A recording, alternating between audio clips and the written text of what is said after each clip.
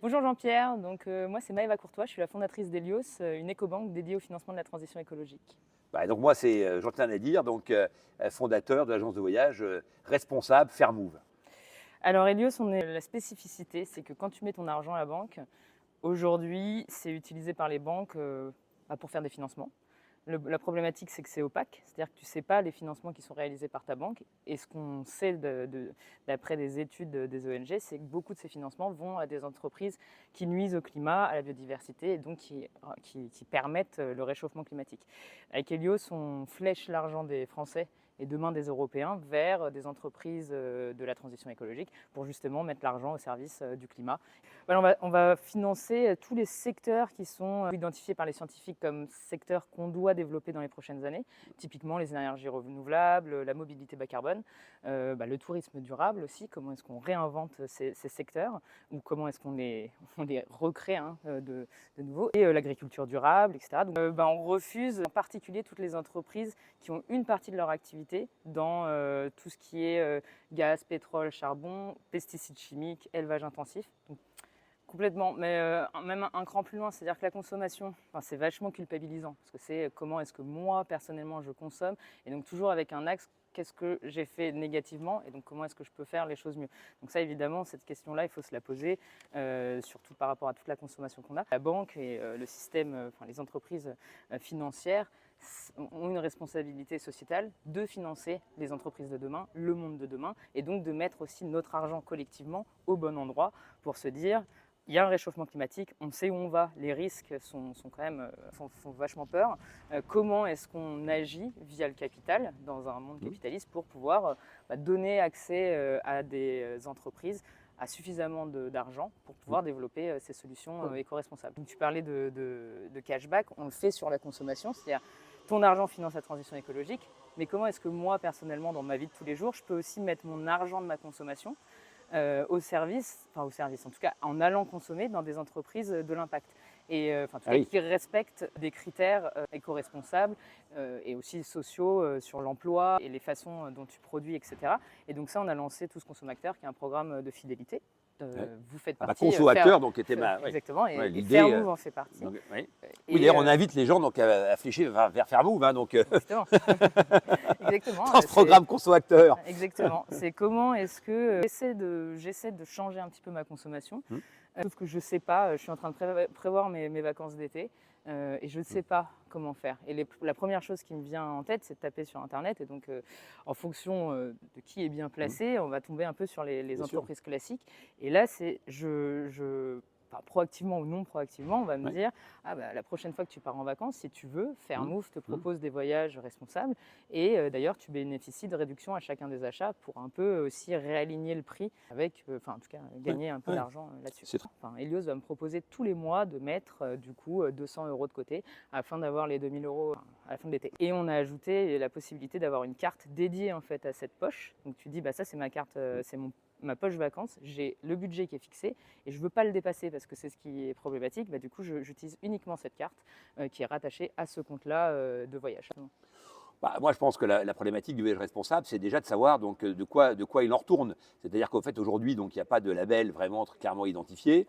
C'est quoi en fait un voyage responsable? C'est un voyage à impact moins négatif. Et donc, c'est un voyage sur lequel tu vas à la fois limiter ton empreinte carbone sur le transport, mais il y a des endroits où tu vas devoir prendre l'avion parce que tu ne vas pas partout dans le monde en train, malheureusement. Et donc, quand tu prends l'avion, il y a des solutions qui sont moins carbonées que d'autres. Et donc, c'est celle-là qu'il faut essayer de flécher. Et à la fin, tu peux avoir les différences, jusqu'à 45% de CO2 en moins. Donc plutôt que de dire c'est tout ou rien, non, c'est effectivement trouver la voie la plus équilibrée. Et puis ensuite, évidemment, dans les hébergements, tous les hôtels ne sont pas à égalité, loin s'en faut. Et ce qui est important, c'est de pouvoir flécher les bonnes pratiques. Et donc Fairmove, c'est ça notre rôle en fait. C'est pas d'inventer un monde qui n'existe pas, c'est de flécher tous ceux qui agissent mieux. Le plus gros cliché du tourisme responsable, c'est le fait que c'est plus cher. C'est-à-dire qu'on part du principe, évidemment, que ça va être plus cher. Alors qu'en fait, non.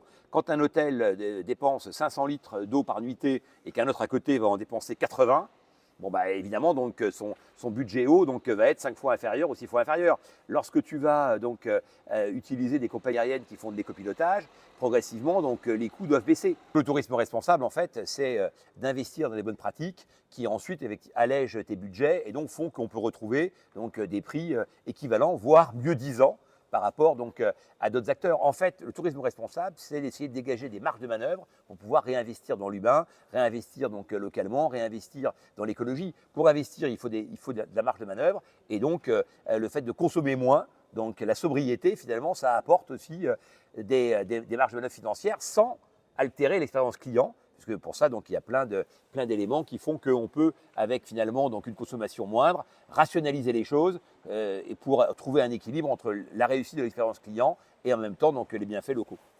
Je pense que si tu veux, il faut culpabiliser aujourd'hui donc, sur plein de choses. Déjà, donc, quand on est issu d'un pays occidental riche, forcément, donc, on a une empreinte CO2 qui est bien plus importante que dans notre pays. Et donc, globalement, on peut culpabiliser quand on se déplace. On voit bien que partout ailleurs, donc, les choses sont parfois donc, plus compliquées. Aujourd'hui, il y a 3 milliards de gens qui vivent avec moins de 3 dollars par jour dans le monde. Bon, bah, notre mission, nous, le tourisme, c'est de créer les conditions d'un monde apaisé et donc d'essayer de réenchanter en fait un équilibre entre la réalité donc, écologique, la réalité donc, des peuples à destination et la réalité du tourisme et de faire en sorte que tout le monde y trouve son compte. Ah Eh bien, Hélios. Ah, très bien. Évidemment. En fait, nous, sur Fairmove, on a développé différents outils. Tu as déjà un premier outil qui s'appelle le Fair Score, qui permet en fait de scorer les destinations, car toutes les destinations ne sont pas à égalité. Une destination comme le Costa Rica a une empreinte carbone bien moindre que l'Afrique du Sud, par exemple, pour sans rentrer dans le détail. Ensuite, donc, il faut utiliser des outils donc, de calculateur lorsque tu vas gérer ton transport et voir quelles sont les solutions donc, les moins carbonées et trouver un équilibre entre production de CO2 et budget, parce qu'évidemment, il faut toujours rappeler que les gens rentrent en général par le budget, hein, donc, mais qu'on essaye de réconcilier donc, les deux. Et puis enfin, donc, il faut essayer de scorer les hôtels. Le problème aujourd'hui, c'est qu'il n'y a pas de label donc, véritablement donc, puissant et reconnu mondialement. Et donc, avec Fairmove, en fait, on essaye d'être ce label et de dire, donc, si tu vas donc, à tel endroit, et ben, voilà les hôtels qui sont les plus engagés localement et sur lesquels ton empreinte carbone donc, sera la plus faible.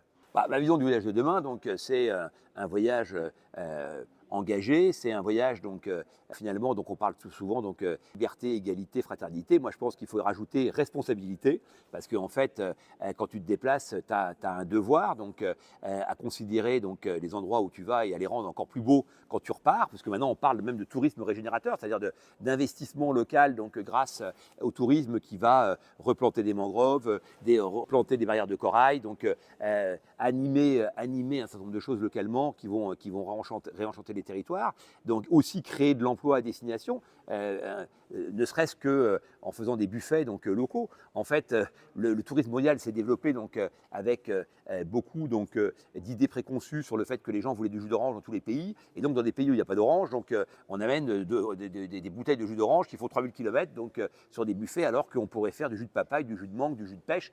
Et donc le tourisme responsable, en fait, c'est à la fois du tourisme, de la responsabilité, et c'est du plaisir donc responsable. En fait, on a souvent opposé les deux, donc comme si c'était un oxymore, alors que finalement, donc, on peut réconcilier. Et d'ailleurs, le tourisme responsable, sa définition, c'est de réconcilier les enjeux de la planète, des populations locales et des touristes. Et donc, je pense qu'une fois que tu as compris cette définition, eh bien, tout le reste, en fait, se décline.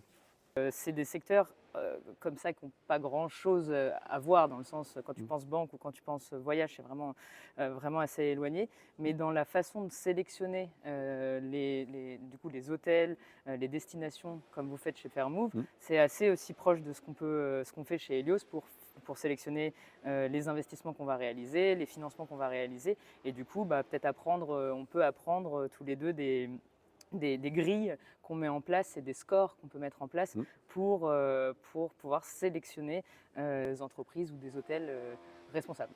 Ah oui, moi je pense qu'en tous les cas, donc, ce qui est intéressant, donc, c'est déjà de donner du sens aux choses. Et donc les clients d'Hélios sont naturellement des gens qui sont en quête de sens et qui veulent que leur consommation puisse avoir des impacts positifs. Et donc dans cette logique, le voyage effectivement fait partie des environnements dans lesquels il y a des gros écarts en fait entre plusieurs types de voyages.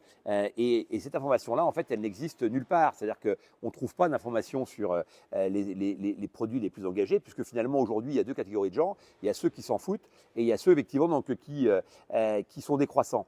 Et qui sont les principaux moteurs. Et puis après, il y a une troisième catégorie, qui est celle du milieu, qui cherche donc des solutions, mais qui finalement on ne trouve pas, parce que c'est les deux premiers qui ont la parole, quoi. Et donc, notre mission collectivement, donc, et notre partenariat et association, c'est de pouvoir mettre à disposition du plus grand nombre des outils d'information et des moyens économiques qui permettent donc d'aller vers les acteurs qui sont encore une fois donc, les plus engagés et donc les plus engageants.